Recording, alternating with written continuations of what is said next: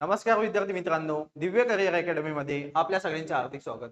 असे प्रश्न तुम्हाला एक्झाम मध्ये नेहमीच बघायला मिळतात। आता हा प्रश्न एमपीएससी ग्रुप सी पूर्व परीक्षा 2022 या एक्झाम मध्ये विचारला होता।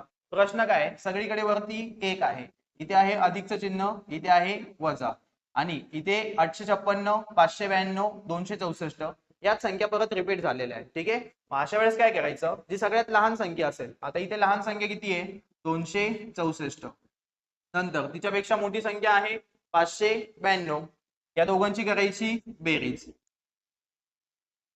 4 अधिक 2 6, 9 6 15, 5 हातचा आला 1, 5 अधिक 2 7, 7 आणि हातचा 1 8।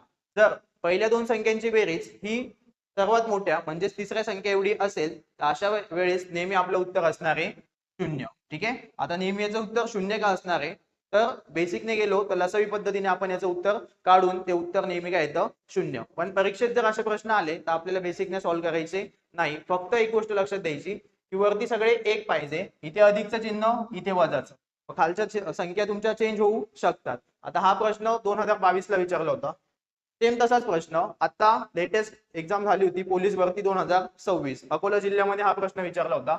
इथे पण तेच आहे, वरती सगळीकडे एक आहे, पहिले आहे अधिकचं चिन्ह, नंतर आहे वजाचं चिन्ह आणि 174, 356, 182 याच संख्या परत रिपीट झाल्या आहेत। यांच्यामध्ये सगळ्यात लहान संख्या कोणती आहे 174, तिच्या नंतरची मोठी संख्या 182, यांची करायची बेरीज आणि ही बेरीज जर उरलेली संख्या म्हणजेच काय सगळ्यात मोठ्या संख्या एवढी असेल तर आपलं उत्तर किती येणार आहे 0।